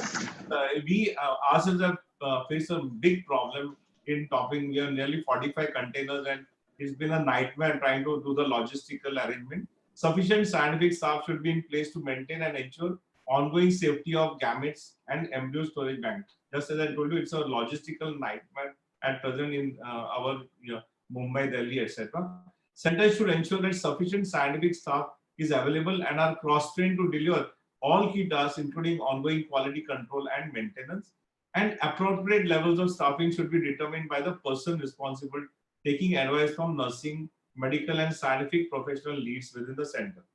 What I wanted to summarize is that there is a risk to the because the patients are asymptomatic, there's a risk to the healthcare worker and the staff. And yesterday I was listening to one of the lovely lectures on this, and the testing is going to be very important. Testing.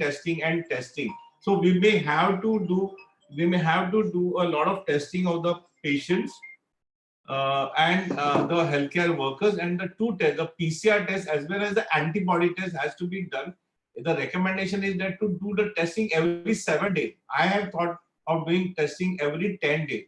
And as far as I am concerned, I am also thought that if at all there is any active patient going in, for example, there's an emergency oncology patient going in, she should be tested before we enter her into the program, because she may be in the asymptomatic stage of the disease. There's of course the financial problem, and the final thing is that when we come back, and I think that's a second symposium, how do we come back and how do we restart the clinics is going to be the next challenge. So thank you for your patient hearing as far as my take on the British Fertility Society is concerned. Thank you very much, all the panelists. It has been amazing.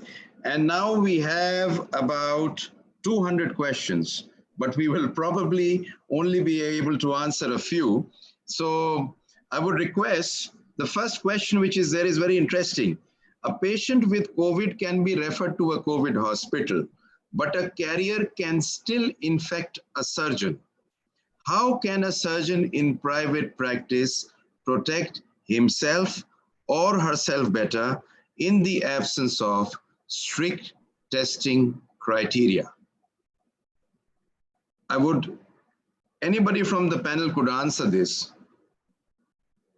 Or I would probably ask Dr. Trivedi, Dr. Prakash Trivedi. Yeah, Sunil, thank you very much. I think so. First primary thing is we have to understand that any patient is positive unless proved otherwise. If you have that philosophy, then you can manage such patient. Before we go into this question, one very broad misunderstanding which lots of leaders have mentioned as far as laparoscopy is concerned. Number one, the aerosol of CO2 has nothing to do with the spread of disease. As Pankaj rightly pointed out, it are particles which survives in lung. So it cannot suddenly go, because it doesn't go by blood, it doesn't go through the distension tubing. So it's impossible for the virus to enter the peritoneal cavity. That is point number one. Keeping pressure low or keeping less Trendelenburg has no role. The plume, which is always told the aerosolization. Aerosolization of the anesthesia is different from the aerosolization of intraperitoneal. So the plume which is going doesn't have the virus. And even if you use harmonic or heating device, they will kill it. So that is point number one, to have that laparoscopy is overall acceptable, and it's not compulsory to give spinal anesthesia. The maximum risk person is the anesthetist, the ENT person, and we who are close to the anesthetist. And as we were mentioning about mortality, when we were telling 50%, please remember below 44 years, the actual mortality is only 2%. So it's only when the age is advanced and only medical people who are young gets exposed to this problem rather than the Correct. Yeah, Correct, sir. But the interesting thing which the person really wants to know is, how can a surgeon in private practice protect himself from the cases which may be in the incubation period when you just do not know? Yeah, so see, to be precise, we have a similar case wherein it is surgery for malignancy. So we have done our test, we have done our antibodies, we are waiting for a 14 days window period and then taking her up. Second is, I was just discussing with somebody in Agra where it is much more spread out. There are many physicians or many operating people or consultant or dealing with so much of delivery, they are prophylactically taking hydroxychloroquine themselves and repeating after a week.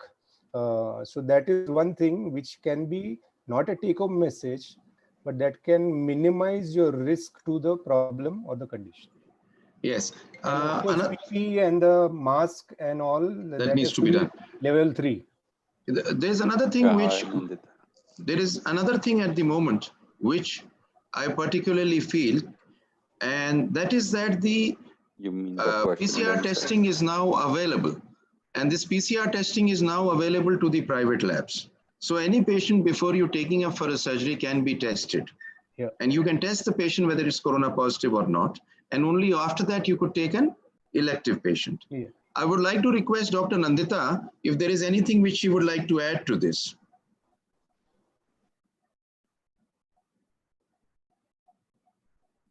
You'll have to unmute yourself. Unmute yourself, please. Sorry, we are talking about the same question. I was talking to Dr. Agarwal to unmute his, to take off the screen sharing. So everybody would be on the screen. Yeah, that's better. So if there is a patient in your practice, that's what, I'm sorry, I missed the question. No problem. I'll ask the next question. I would like to know if Dr. Blokil is here. Is he here? I think he had to leave. He had to leave probably. Now, the fact is, this is something which everybody is facing. You just do not know whether the patient has corona or not. Most of the patients are asymptomatic. The patient comes to you for an elective seizure or a patient comes to you for a delivery. What should you do? Yes, please. Now I will answer that. Yes. Okay, Sunil, see, first of all, in Bombay, we are testing all the patients for RT-PCR if we can. If it's an elective section, we try and do the test before we can keep her. Now, supposing she comes and you've not done the test, you have to treat her like taking universal precautions. You know how we did it with the HIV when HIV first came. So we have to treat every patient because asymptomatic transmission is now there. Definitely, there are a lot of community-based infections which are not with history of travel and history. So you have to take your precautions. Cover your face and mouth. Perfect. Now, the second question is, there a patient who has come to you, she's for a delivery, an elective seizure. She has influenza-like symptoms. Dr. Rishikesh, what will you do? So basically, as Nandita said, that you have to protect yourself with universal precautions for every patient now, because there may be people who may be in the asymptomatic in the latent period.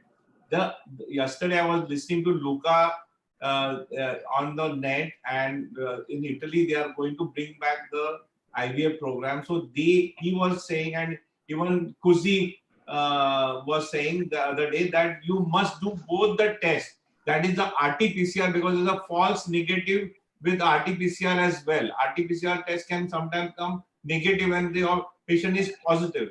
So you must do RT-PCR and the antibody test, and that test should be done every 7 days for all the staff, healthcare workers. And as far as the patient is concerned, you have to plan it 10 days. Suppose there's an elective procedure, 10 days in advance you have to plan it.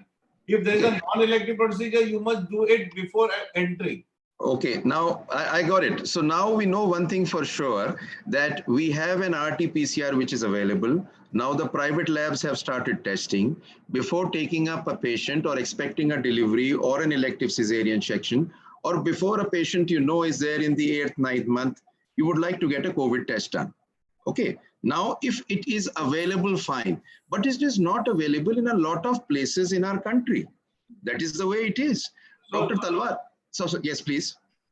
No, so that's what I'm saying. You need to take a universal precaution, but you're missing the point. The danger can be that the anesthetist may be positive, not the patient. That is why the staff has also to be tested. So like in our protocol, when we start the IVF center again, we will test the staff every 7 to 10 days and we will test all the patients and go through. That's the only way. Otherwise you can't. You take the universal precaution, but you have, so testing is the only way to get out of this situation. Now the problem in our country at the moment is that testing is not available in this fashion that you regularly can get everybody tested. Unfortunately, sir, I wish it were there. Now there's another question which has come up. In labor patients, what are the screening guidelines for COVID?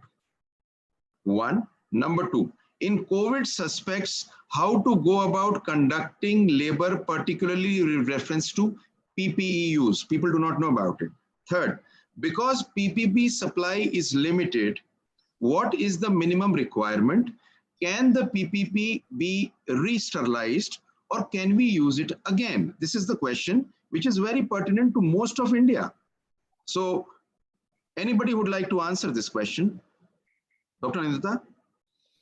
See, basically, if your patient is positive or has symptoms, first and foremost, you need to know in our country, you have to notify. They cannot be delivered at your nursing home. It has to be delivered in a COVID hospital. So that is something we have to inform everybody. Even your previous question where you said she has symptoms of influenza. Well, if a patient has symptoms of influenza, you have to triage the patients on the phone itself. So if she has symptoms, send her to a COVID hospital for testing. Do not let her enter your facility. In your facility, you're going to only handle asymptomatic patients, and that's why you need universal care. So, okay, the second part of your question. You Yes. want to say something? Okay, No, second part. The second part of the question is you have to use PPE when you deliver these patients. Basically, all the open areas, if you've actually seen the PPE, the face, the eyes, the ears, the hair, the hands, everything needs to be covered. So actually you need to be completely covered, and putting on that PPE, removing it is a big deal. Now, most of the things cannot be re-sterilized except N95. Okay, N95 can be re-sterilized by putting it in soapy water or 1% hypochlorite. Yeah. Now I'm just opening this for discussion because there was something which I felt needs to be answered. Now, one PPP kit costs about 900 rupees today, a good kit. Now this 900 rupees today for most of the places in the country is a very big amount if everybody is wearing it in the staff. If this PPE kit, which actually is plastic, if after using this, a spray of hypochlorite could be taken, and just like the N95 mask, if you had 5 masks with you, 1, 2, 3, 4, 5, why can this PPE kit be used in the 1, 2, 3, 4, 5 system? This is a question which I've always wondered, and a few people have planned this in this fashion. Anybody would like to? Yes, sir. Sunil, can I tell you one thing? One is the most important thing which is missed is what Nandita told is correct. You have to have an apron which is waterproof, because when you are having seizure, you are going to have amniotic fluid, you are going to have blood, so you have to. Second is, Sunil, you know a lot about endoscopy. When we go from a single chip to a 3D camera, so the same thing happens when it is for PPE. You have to keep a sufficient stock. If the patient cannot afford in this period of time for your self-protection, you burn your own pocket in service of the women. You can't compromise, because you can't compromise your staff, your anesthetist, your main assistant, who may be son, daughter-in-law, or anybody, or everybody is important. So basically, you have to invest on that when no repurchase. So we need to use PPE for every patient who's being operated, Very and it right. has to be complete PPE, right? Level 3. A level 3 PPE. Can I just make one important point here? Yes, please. See, there is a lot of variation in the PPE, and that is a problem. Because of that, the healthcare workers are all getting infected because they are doing raincoat and this and that. This is a very lethal virus, the most infective virus. You have to use a CE mark or a ISO 16003 with the fabric has to have a GSM of between 100 to 150. A lot of these fly-by-night operators are there. They are giving you PP at a very low cost, and usage is very dangerous. Sunil, Absolutely. One small point, Sunil. I think so. For the want of time, I will send the entire sanitization and levels of PPE to you, which can be circulated to everybody so that we have a standardization. Correct. Correct. Dr. Jindal, I want to make one point. Yeah, Yes, Dr. please. Jindal, Yes, please. See, we are talking about a lot of PPEs and a lot of things. They are very, very important. But one thing is, which we all have to follow, is the minimal contact with the patient. So we did a small study. Let's see, we got one patient who is a suspect. Everyone is a suspect nowadays. COVID will go to a COVID hospital, as Dr. Nandita brought out. We found around 20 to 24 people were seeing that patient in an interval of 3 to 4 days in the hospital. And in case we have done RT-PCR that may come negative, that patient may be positive and infecting around, say, 25, 30 people in 3 to 4 days in case she's admitted there. So what we advise is that minimal number of patients should be seeing that patient. The healthcare workers should see that patient. And the number should be brought down to not more than 5 to 6. And these numbers should start from the housekeeping, the front office, the people who serve food. So they are the people who will actually infect. In fact, I was waiting for this thing. That should be done. Yeah, for the prime reason that there are a few guidelines which were there of the IMA Hospital Board, which came to me, which would be there, which we would be sharing in the end with everybody. Everybody could download them, which is fantastic. And this was exactly something mentioned over there. Doctors are always very careful. We wear PPEs, we do a lot of things, but for the people who are serving food, housekeeping people, they don't wear goggles, Yes, they don't wear PPEs. yes. They are the ones who are actually the hotspots in the hospital. Correct. Now, Dr. Pankaj, there's a question for you, which I'd like you to answer. What are the precautions should expectant mothers take during lockdown situations? Anything more than the routine guidelines? Every patient who's in anxiety today at home, she's locked down, she's pregnant. There's this thing which she always wants to know. I'll take your, we do a lot of telemedicine. And I just, go a bit of tangent to what you're saying. Every day I get one or two consults about a young girl, a young woman who says I'm pregnant and I want to abort. And it's all lockdown. This is one condition.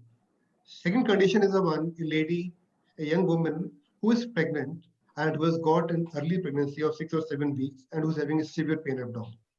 What to do? We are having a lockdown. Can it be ectopic, doctor? Can it be a normal pregnancy? I'm having giddiness. These are a few things which come to our mind. No, but I'm also asking about an expecting mother. She's running the 4th or the 5th month. So the only anything thing extra she needs to do. Yeah, extra things are that we always tell the patient that as we're having a lockdown, you should not be meeting anyone. We are always telling them to have minimal support at home and not go out of home. That's all we can do. And in case she has any problem, then in that case, she has to contact a gynecologist. That's what I would like to put across. In case Sunil, you can more, you can. I will add. I can add a little thing, Sunil. Right, sir. Two very important things. First of all, counsel the patient that she is pregnant like any other phase, not necessarily in the COVID phase. So she doesn't have that much anxiety, and you tell that the child usually is safe. So that gives her relief. The biggest relief is you tell that you are available 24 hours a day, 365 days, either in hospital or on phone or on your communication, because they are basically more interested that whether you will be there or whether a proper person will be there or not. And what we have done is we have done 2 sisters who are fixed in duties, 2 of the best sisters, and that is how we are trying to do. They are more concerned whether a proper doctor will be available or not. Once they are happy with that, Then you add them the other prophylaxis, and you pass the material about COVID and tell these are the primary thing which you have to remember. Madam Sudha Prasad, you are adding something. Yeah, I just wanted to add, Dr. Trivedi, already you said that anxiety of these patients should be decreased by giving the moral support that somebody is available if something happens. But the pregnancy itself is a immunosuppressive problem. So we should give them advice to make the immunity to be increased by adding some vitamin C, or by adding some good green vegetables. If little sneezing or some viral like features occurs, they should be very careful about it.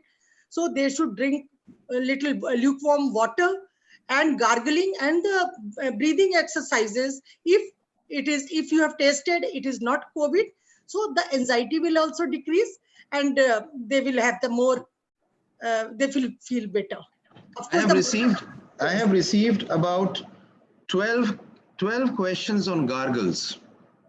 And really, and it's a very important thing. I have received one: how often should the gargles be done? Should they be done with soap water if possible? I have received these are the questions which are there. And I have received, should these gargles be done with povidone iodine? What should be the temperature of the gargles? Because probably at the moment, the WhatsApp University actually has brought in a lot of things. So I would really want to know, is there any role of any guidelines for any kind of gargles? Madam Sudha Prasad, since you were talking of the hot gargles, I really want to ask this one. No, gargle is not going, if it should be added something, or it should be give some other support. The only thing that the throat, the soreness should not be there, that the other person will be absolutely scared. Okay, she has a soreness, she had. So nothing will happen if you add something. Only the lukewarm water gargle is more than now there is one question which is the Sunil, one second. I'll yes, give please, you a different our anesthetist who is the senior most, and he picked up a very important thing, and he suggested that warm water with lime and fruit salt 2 to 3 times a day. That is what people in Israel are having on regular basis, and that is where the incidence is less. So if at all you are doing something, I think water, lime, antioxidant, and because it alters the pH, and that is why you have a lot of COVID in stools, but it doesn't go into the blood system. So that's just right.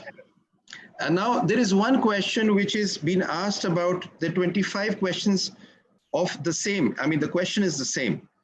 Now, one is, in this pandemic, is it mandatory to screen every patient before a procedure? What tests should be done before the procedure? How often this test should be done? And should we confirm the COVID status of the patient before vaginal delivery or an LSCS? Yes. It's open to the house. And I would really like this is a question which has most commonly been asked. Dr. Jindal, yes, what we are doing is that in case we expect a delivery to occur in a certain time, we are always doing home testing for the COVID.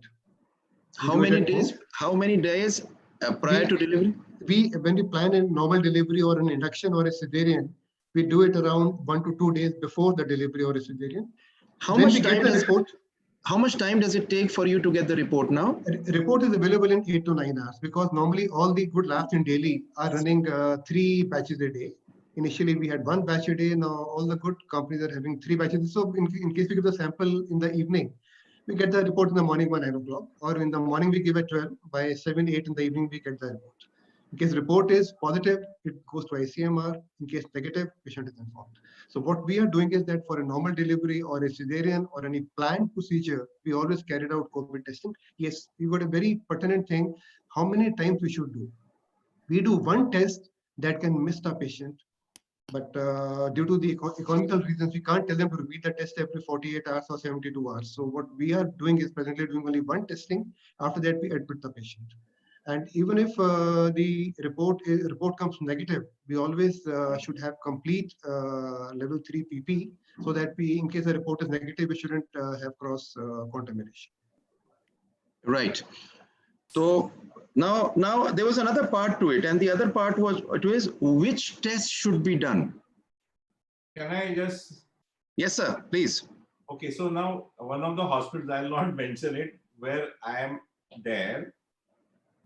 This is for the elective, but there's a lot of emergency work that is coming in. So there was an emergency procedure, patient was done, and the test was done, which came positive 2 days later. So they had to quarantine everyone who touched the patient.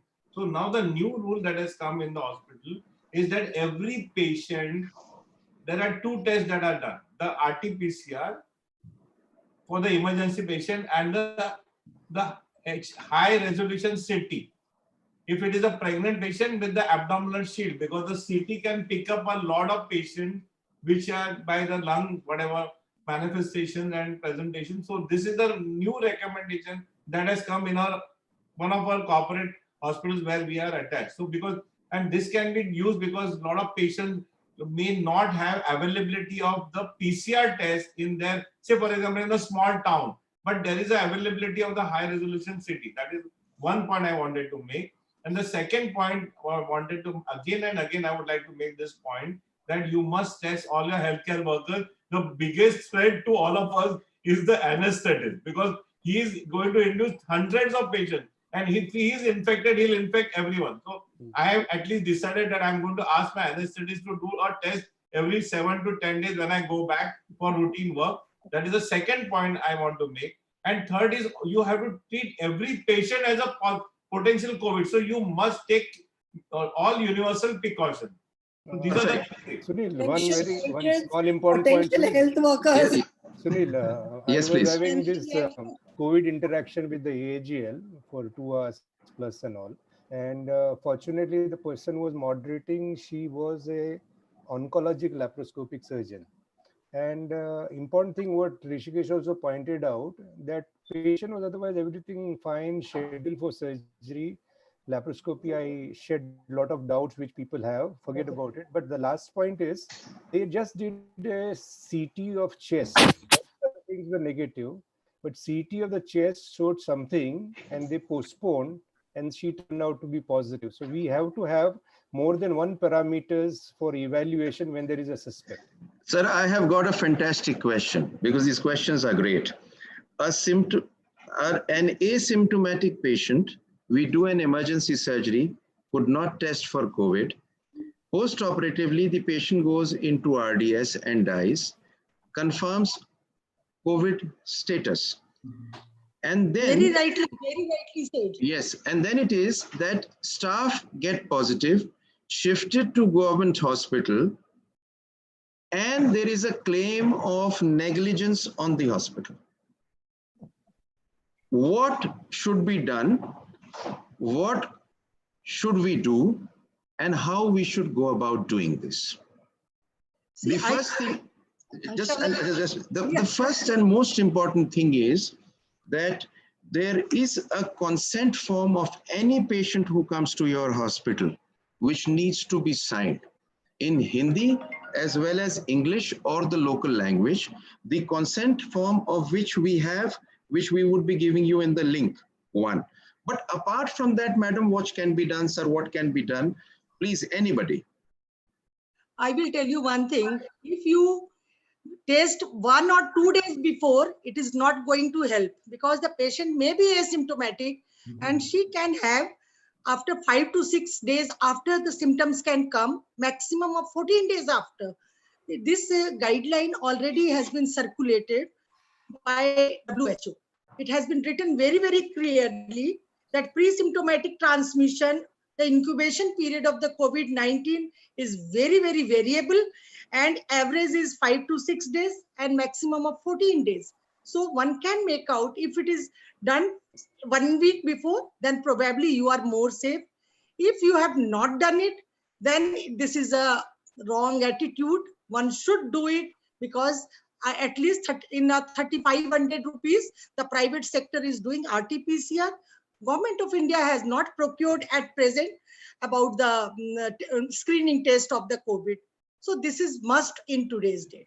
Sunil, can I tell one important thing which Gopinath Shenoy always used to point out? Yes, please. Negligence by a medical person can always be nullified, because in court of law, a care is expected and not cure. When you have done a negative, when the test was negative, if she comes out positive later on, it is a risk to the patient, it is a risk to the medical system, it is a risk to the nursing staff, it's a risk to the doctor.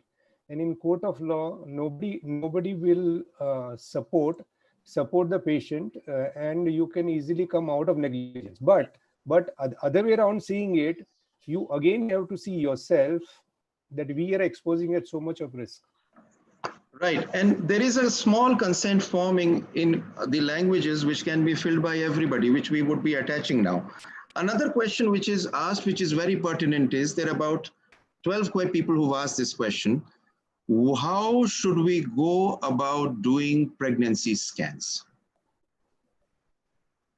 I think that is very important. You know, the OPD care that you need to take when a patient comes is very, very important. So first of all, it has to be handled very properly, that the patient has only 3 scans during a full 9 months. Don't do unnecessary scans. And when she comes for a scan, schedule the appointments at every half an hour to 45 minutes. Tell her not to get 5 attendants, as Dr. Trivedi said. You know, one, her husband can come with her. And when the patient should be masked when she comes on your table. Okay, the mask for the patient, the people in the clinic also should be wearing gloves, mask and all. Every time she enters the bed sheet is changed. So you have to use disposable sheets all the time. Then the probe needs to be cleaned also properly. So Sunil, one very relevant point, Nandita, can I add? I had a patient who came and he told the sonologist, because if you remember, sonologists have a small, dingy room. Yes. And they are not used to any PPE and all of them. So she told that the sonologist who did her sonography is tested positive. Oh my. So 90 patients, this is somebody in Mumbai only, but 90 patients whom he had screened, so those screened patients were in isolation. So basically you have to inform the sonologist, they should have been more space, separated appointment, and they have to use at least level 2, if not level 3 PPE protection, and be very so as Rishikesh was telling that the anesthetists can give you. Sonologists are also good. Yeah. Fantastic. And now I think we'll have to wrap up the question answer for the prime reason. We've crossed about 1,000 people, but we're also going to cross 2 hours. So I think it's time. We've crossed a lot, and there is a lot we have done. There are a few take-home messages in the end, which would be like to be presented, and a vote of thanks. So Dr. Ashok, can we please move on to that, sir, please? And thank you very much, esteemed panelists. You have been just amazing. Thank you. And even the people who have joined us, there were such fantastic questions. Sunil, your moderation was excellent, and Intas' support was great, and all the panelists were great. Dr. Agarwal. Please stay on. Just wait for a few minutes. Don't leave. Please wait for a few minutes. You have been waiting patiently. We have to listen to your summary. Now, it's for 2 reasons. It's for 2 reasons. Number one, this is just the summary which all of you have spoken, so we won't speak much about. Yeah. But another thing, I am waiting to hear from Dr. Agarwal what is the latest, because he didn't even tell me what has happened in Wuhan. So I want to listen to it. So this is the story why we should listen. But anyway, the take-home message is the same: suspend initiation, allow urgent fertility preservation, strong consider cancelling embryo transfers, directed oocyte donation when the donor has begun, oocyte stimulation may be continued, suspend all elective surgeries, sample anything known for corona. Next slide, please. And when an urgent procedure must be performed, minimize the time of the patient waiting in the reception area, waiting room, to ensure minimal contact with the patient, to comply with every public health authority recommendation of social distancing, reproductive medicine, and the telehealth model needs to be followed. Each clinic should develop their written emergency plan for tank storage and maintenance. And apart from that, each clinic should have a consent form for any patient who's coming for treatment, for them to understand that in case they get COVID, it is not because of the hospital. Apart from that, minimal staff in the ongoing quality control.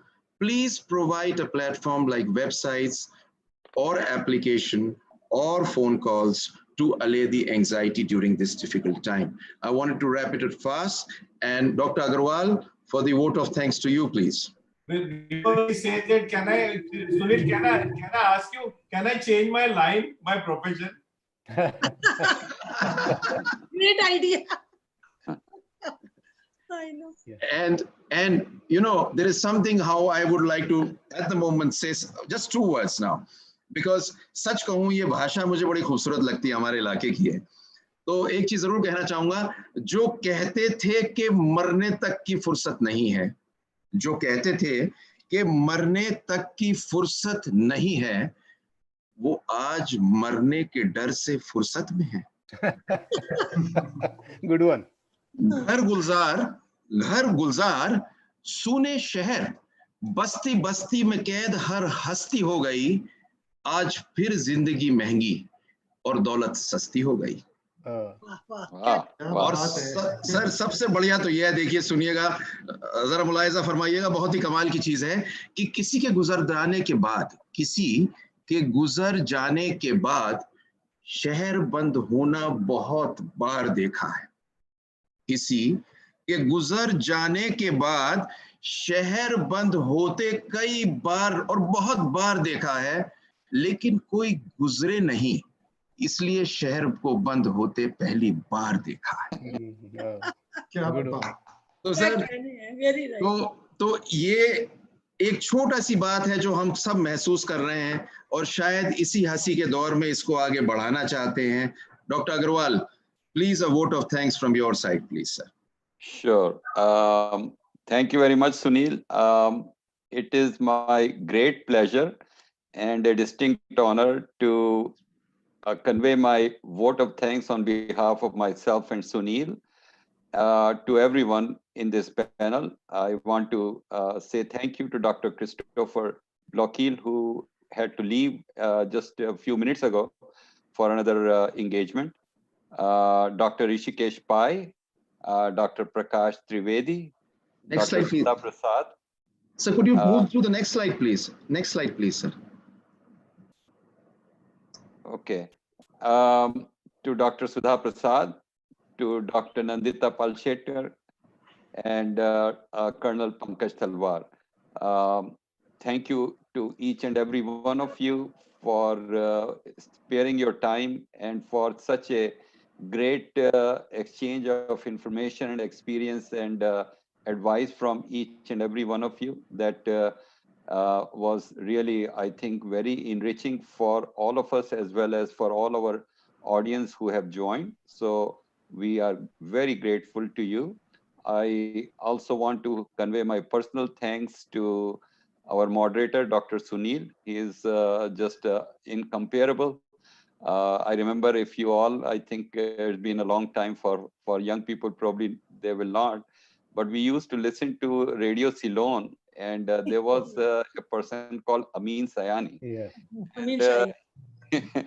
So I think Sunil sometimes reminds me of that personality, and I think he has the right personality to carry this type of conversation. It felt like we are all sitting together, and there was, despite huge differences, it did not feel the same way. He conducted this meeting superbly, and with so much personal touch that we are all very much grateful to him. I also want to thank Mr. Durga Prasad Satpathy from Intas Pharmaceutical for providing unrestricted educational support to this forum, and also to his colleagues, Mr. Sanjeev Kumar and several other team members. There was a whole lot of team people who were engaged in making this effort possible. So we are very, very grateful for all their support and their technical know-how in arranging this type of event. Now I want to ask Dr. Sunil to talk about the next event that we are planning. So Sunil, can you update everyone about this What upcoming happened about one webinar? story?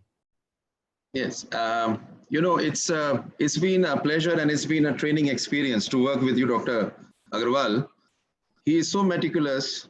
He's to the point that for all of this, we actually had a dress rehearsal 3 times. And all these slides were personally edited and cleaned and prepared by him. Thank you very much, sir, for making me learn really how much effort goes into a program. And then this program was planned by Dr. Agarwal, who said that we should have 2 topics. Number one, the psychological problems during lockdown for doctors as well as for the patients. And the second was the financial problems during and after lockdown, which we probably would face, whether any kind of clinics we are running and what should be planned for it. This is what it is. And it has been planned for 21st of April, again from 6 to 7:30.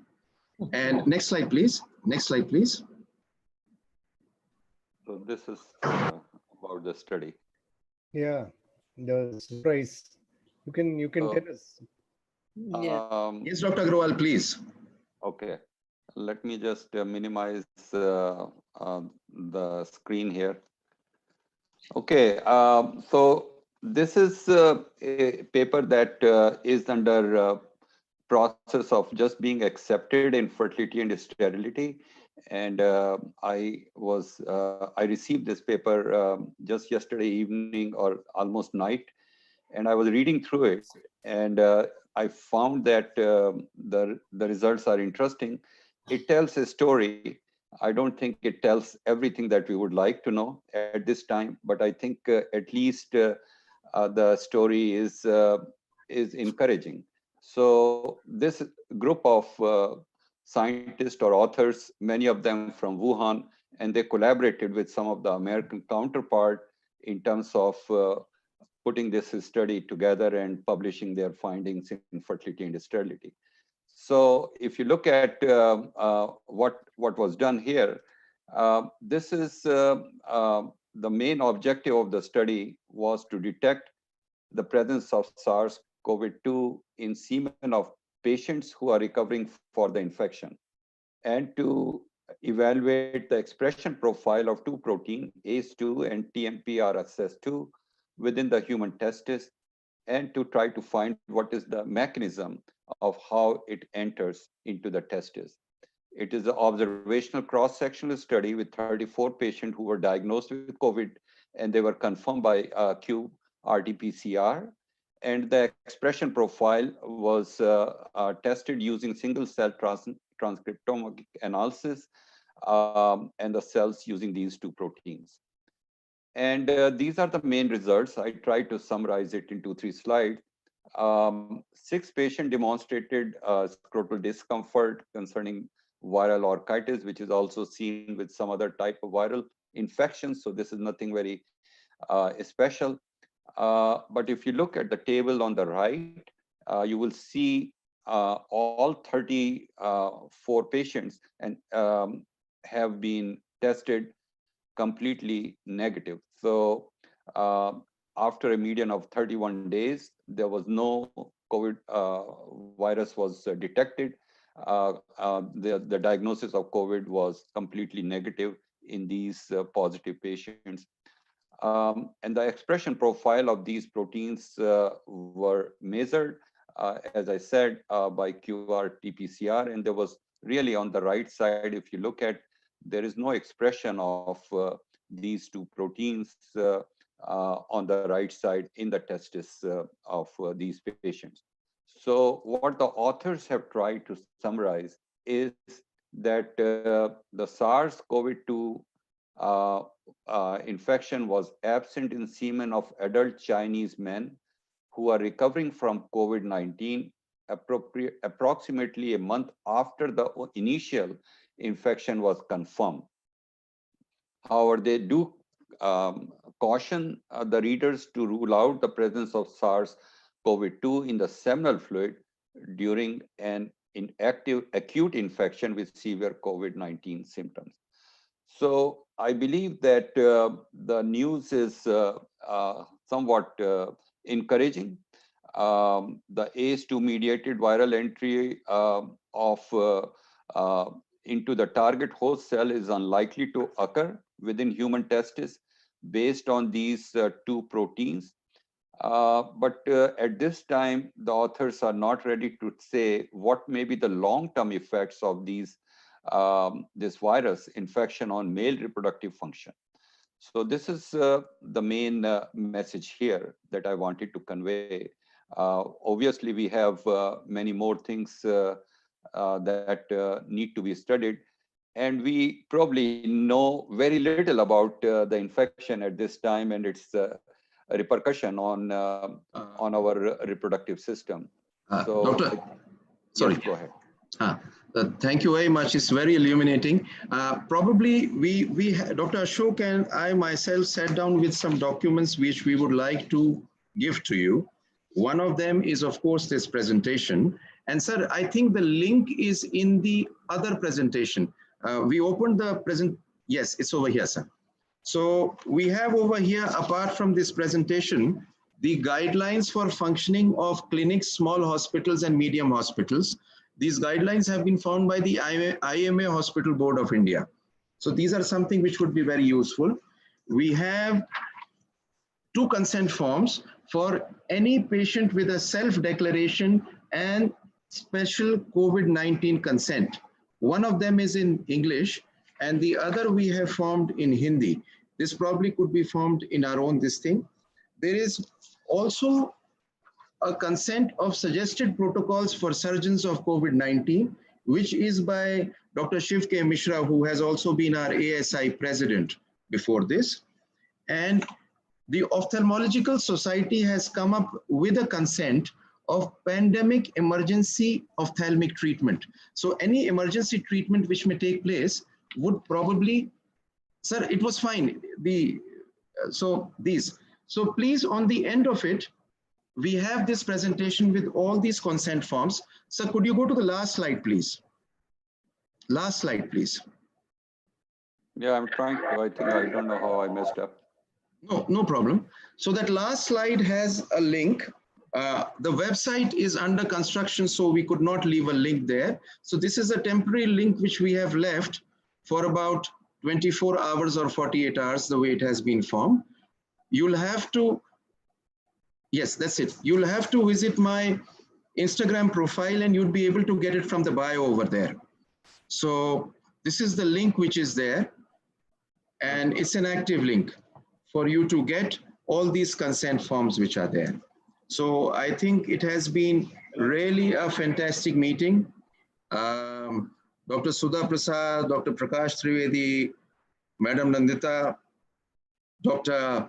Rishikesh Pai, Dr. Pankaj Talwar, Dr. Blokil, who's not here, and on top of that, Dr. Ashok Agarwal.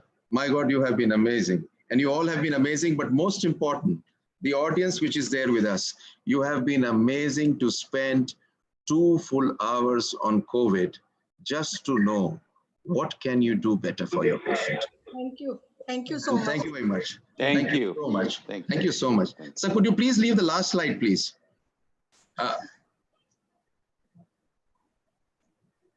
No, this. Bye, everybody. Really enjoyed. Thank you. I actually forgot to mention something, Sunil, so I thought it would be appropriate, otherwise, that Right, which Prakash Trivedi had already mentioned in passing, that our own Dr. Deepak Modi has done some work where he has shown the COVID receptors, ACE2 receptors on the epiblast cells of the blastocyst, but not in the early stages of the, like till the day 3 embryos, they are not expressed. So he had done an RNA sequencing, and it's a lovely paper which I forgot to mention about it in this discussion, but it has done a good landmark research work. Yeah, that and there's a very good book on Corona. So I think so all of us should go through.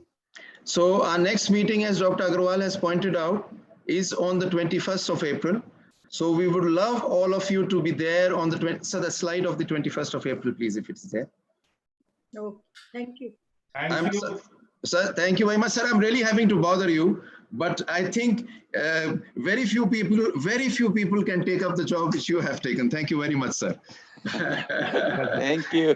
Thank you. Thank you This is very the much. next program, Thank you. and hope you could be there. Thank you very much. Thank And you. bidding goodbye to everybody. You have been a wonderful audience. Thank you very much. Thank Thank you. you. Thank you, sir. Thank you. Thank you. Thank you, sir. Should we, Thank you. And sir, let me be honest now.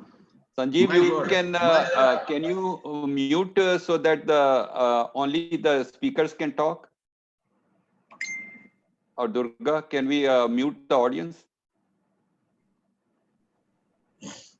Prasanth. Or we can